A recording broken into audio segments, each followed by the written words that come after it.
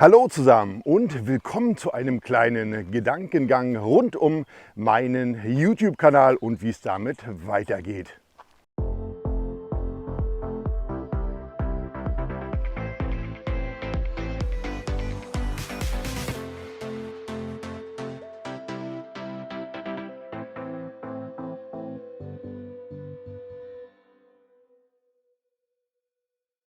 Ja, ihr Lieben, 30 Monate ist es jetzt fast genau her, dass ich mein erstes Video auf diesem YouTube-Kanal hochgeladen habe. Und es sind nicht nur 30 Monate, sondern mittlerweile sind es auch über 400 Videos, die ich kostenlos auf diesem Kanal zur Verfügung stelle. Und das Ganze natürlich rund um die Fotografie. Na klar, das kommt ja aus meinem Kerngeschäft. Ich bin Fotograf und was gibt es da Schöneres, als einen YouTube-Kanal zu betreiben, in dem es ausschließlich um Fotografie geht. Ob es ist kreative Fotoideen, ob es Fotowalks sind, Landschaftsfotografie, ob es Produktreviews sind, die natürlich dazugehören. Denn was nützt dir die teuerste Kamera, wenn du gar nicht weißt, ob sie richtig funktioniert? Ja, um all das dreht sich ja bei mir auf dem YouTube-Kanal. Anfang des Jahres hatte ich ja schon mal ein Video gemacht und hatte ja angekündigt, dass ich auch weiterhin mein Hauptaugenmerk, auch nach der Pandemie auslaufend, und die Zahlen der Hochzeitsfotografie werden wieder besser, machen wir uns nichts vor, dass ich trotzdem mein Augenmerk auf YouTube belassen werde. So habe ich es derzeit auch gehalten. Ich nehme weiter Aufträge auch an in der Hochzeitsfotografie, auch andere Geschichten. Aber der Hauptaugenmerk liegt bei mir weiterhin bei YouTube. Das hat natürlich den Grund, weil es mir unheimlich viel Spaß macht. Nicht nur die Interaktion, die brauche ich sowieso. Ich hatte so früher natürlich auf meinen Hochzeiten mit den ganzen Gästen, sondern natürlich auch auf die Workshops, die ich euch anbiete und. Da kann ich mit euch interagieren und auch die Interaktion mit euch in Form von Beantwortung von Kommentaren. Finde ich mega. Das finde ich gut. Das ist eben auch die Abwechslung in den Videos. All das ist der Antrieb für mich, natürlich weiterzumachen auf YouTube. Und natürlich nicht zu vergessen, die sehr vielen positiven Kommentare, die ich von euch natürlich zurückbekomme. Zum Thema Fotografie, zu meinen Videos, die ganzen PNs, die ihr mir schreibt auf YouTube oder auch eben auf Instagram. All das ist natürlich Antrieb. Aber das ist natürlich nicht alles. Das ist nur die eine Seite von YouTube. Denn auch ich musste natürlich lernen, dass es auch schwierig sein kann auf YouTube. Punkt Nummer 1, der mich auch immer wieder zur Frage treibt, macht es überhaupt Sinn, weiterzumachen auf YouTube, ist die Tatsache, dass es immer einen bestimmten Prozentsatz von Menschen gibt, denen es du definitiv nicht recht machen kannst. Egal was du machst, du könntest 100-Euro-Scheine aus dem Flugzeug abwerfen, das wäre auch kacke, wahrscheinlich wäre es dann Umweltverschmutzung oder was auch immer. Die kannst du nicht zufriedenstellen, ne? Egal was du mit denen machst. Bei mir ist es so, ich bin ziemlich selbstreflektierter Mensch, würde ich mal von mir behaupten. Das heißt, ich denke schon drüber nach, was die Leute dann entsprechend mir schreiben. Ja, ist das in Ordnung so? Habe ich vielleicht doch einen Fehler gemacht? Vielleicht macht man es ja doch irgendwie ein bisschen anders. Das finde ich auch wichtig, damit du eben auch selber vorankommst. Aber nach 30 Monaten, ihr Lieben, kann ich euch sagen, diese Leute kannst du nicht zufriedenstellen. Die werden immer motzen, egal was du machst. Ja, denen ist bei denen ist alles nicht gut genug und die schreiben dir immer einen lustigen Kommentar. Mittlerweile ist es auch so, dass ich ja E-Mails bekomme mit irgendwelchen Dusseligkeiten. Anfänglich habe ich noch versucht, auf alles einzugehen, zu sagen, ja, dem musst du doch antworten. Ne? Der hat sich auch die Mühe gemacht, dich anzuschreiben. Aber die Zeit ist mir dafür echt mittlerweile zu schade und zu kostbar. Ja, also es geht hier nur um dusselige Kommentare. Ja? Ihr könnt mich gerne weiter fragen zur Fotografie und alles. Könnt ihr mir alles stellen. Versuche ich auch alles immer zeitnah zu beantworten. Auch das ist natürlich ein Problem, dass die Zeit natürlich auch begrenzt ist, die ich habe. Ne? Durch YouTube, natürlich auch durch meine Arbeit. Und ich habe noch Familie. Ne? Das darf man immer nicht vergessen. Ich merke es immer, wenn einige mir eine Mail schreiben oder auch eine Anfrage über Instagram und du hast nicht am gleichen Tag noch geantwortet.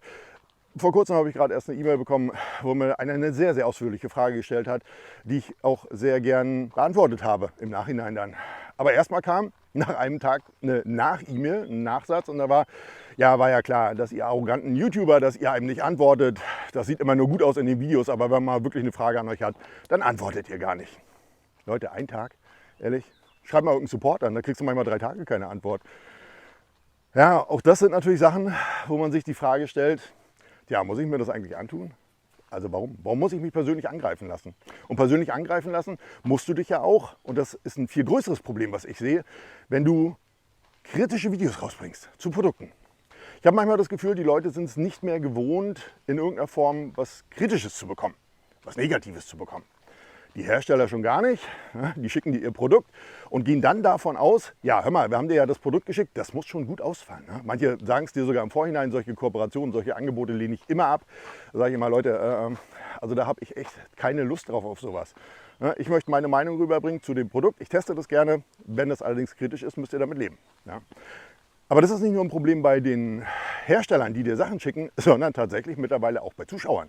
Also ich habe Zuschauer, die mich deabonniert haben, weil ich ein Review oder mehrere Reviews gemacht habe, die so negativ ausgefallen sind. Also das möchte ich nicht mehr. Nee, das habe ich mir anders gewünscht, so unter dem Motto auf deinem Kanal. Wenn du jetzt so viele Negativsachen machst, nee, dann muss ich leider mein Abo beenden. Leute, ganz ehrlich, schreibt mir mal eure Gedanken dazu unten in die Videokommentare. Also was bewegt jemanden zu sagen, ich deabonniere dich, weil du zu kritisch bist? Interessant, ne? Und auch das bringt mich wieder zur Frage, wie viel Sinn macht es überhaupt, einen YouTube-Kanal zu betreiben, euch etwas näher bringen zu wollen, euch tatsächlich ein realistisches Bild zum Beispiel eines Produktes rüberzubringen, wenn es gar nicht gewollt ist. Und das sehe ich sehr, sehr kritisch bei vielen YouTube-Kanälen im englischsprachigen Raum, aber auch im deutschsprachigen Raum. Da gibt es Leute, bei denen ist alles toll. Das ist alles toll. Da denkst du, Mensch, der wohnt bestimmt oder die wohnen bestimmt in einem super rosaroten Haus. So viel Motivation kann ja gar keiner haben, dass immer alles toll ist. Denn es ist nicht immer alles toll, ihr Lieben. Warum ist das so? Das kann ich euch natürlich verraten. Das ist ja auch kein Geheimnis. Auch da wurde ich schon angefeindet für, weil ich in dem einen oder anderen Video euch natürlich auch schon mal so gezeigt habe, wie funktioniert denn das noch. Du kriegst ein Produkt vom Hersteller und na klar kriegst du dann einen Affiliate-Link. Normalerweise gehört es auch unten in die Videobeschreibung, dass man eben dazu schreibt, hey, der Link, wenn du draufkriegst, bekomme ich eine kleine Provision. Ja, das sind 2, 3, 4% manchmal, die du bekommst. Dafür wird das Produkt für dich nicht teurer. Du kaufst es ja zum normalen Preis, aber der Hersteller sagt ihm danke für deine Mühe und die Tatsache, dass eben jemand aufgrund deines Videos etwas gekauft hat, kriegst du eben ein paar Prozente. Damit kannst du deine Kosten eben refinanzieren. Anders funktioniert es ja nun mal nicht. Wie manche denken, dass jetzt Hersteller hier Hunderte, Tausende von Euro ausgeben für so ein Review, das kannst du vergessen. Das macht keiner mehr. Sondern es ist tatsächlich so, du musst dann eben versuchen oder je nachdem wie dein Review ausfällt, klickt der eine oder andere auf den Link und kauft so ein Produkt. Und da ist es natürlich verlockend und das ist ein Trend, den ich leider in den letzten Monaten ganz stark beobachten muss, dass da natürlich eine Abhängigkeit besteht. Ist ja ganz klar. Das heißt, dein eigener Ansporn, ein Video besonders positiv ausfallen zu lassen, damit die Leute natürlich dann auch ein Produkt kaufen, der ist natürlich groß. Wobei sich mir die Frage stellt, könnt ihr das alle wirklich so mit eurem Gewissen vereinbaren? Oder habt ihr das wirklich gar nicht richtig getestet? Geht es nur noch um die Kohle? Geht es nur noch darum? Also wenn es nur noch darum geht und tatsächlich es Leute gibt, die solche Kanäle bevorzugen, wo nur alles positiv ist, wo nur alles geil ist, wo alles, erinnert mich immer an so eine Motivationscoaches, wo alles toll ist und morgen hast du 5.000 Euro in deinem Briefkasten, dann stellt sich mir die Frage, tja, macht es dann wirklich Sinn, mit YouTube weiterzumachen? Macht es wirklich Sinn, realistische Bewertungen auch von Produkten abzugeben? Schreibt mir mal unten eure Gedanken in die Videokommentare. Darüber denke ich tatsächlich nach. Natürlich gibt es Kanäle, es gibt auch deutschsprachige Fotografiekanäle, die auch ich mir sehr gern anschaue, die kritisch sind. Aber was ich dort immer wieder feststelle, ist, dass das Wachstum natürlich wesentlich langsamer ist als bei Kanälen, wo alles toll ist. Ja, also das ist mein Gedanke dann gewesen. Ist es tatsächlich so, dass vielleicht auch die Zuschauer gar nichts Negatives mehr hören wollen? Also es gibt ja schon genug Negatives um einen rum. Möchte man dann, wenn man den Fernseher einschaltet, einfach nur noch positive Sachen hören? Schreibt mir mal unten eure Gedanken in die Videokommentare. Das sind so Gedanken auf meinem heutigen Gedankengang, die auch mich natürlich umtreiben und die natürlich immer wieder die Frage aufwerfen, ja, wie viel Sinn macht es dann, wenn alle nur eine rosarote Welt im Internet sehen wollen, tatsächlich noch so einen YouTube-Kanal zu betreiben? Und schlussendlich sind natürlich noch Personen da, die will ich auch mal ansprechen hier ganz kurz, die so dreist sind und tatsächlich der Meinung sind, sie könnten, und das kriege ich fast täglich, sie könnten dir vorschreiben, wie du deinen Kanal zu führen hast. Die Anrede, hallo ihr Lieben, ja, das geht mir total auf den Sack, wenn du damit nicht aufhörst, deabonniere ich dich. Habe ich bekommen, als Nachricht. Wenn ich sage, hallo ihr Lieben, dann meine ich das auch so. Das sage ich zu meinen Freunden, das sage ich in der Familie. Ich meine das einfach so. Das ist nett gemeint von mir. Es gibt Leute, die nervt das.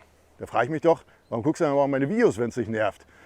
Ja, dann gibt es Leute, die sagen, ja, hier deine Geste zum Schluss. In diesem Sinne, bis dahin. Das nervt mich, aber damit kannst du mal aufhören. Kannst du mir was anderes einfallen lassen?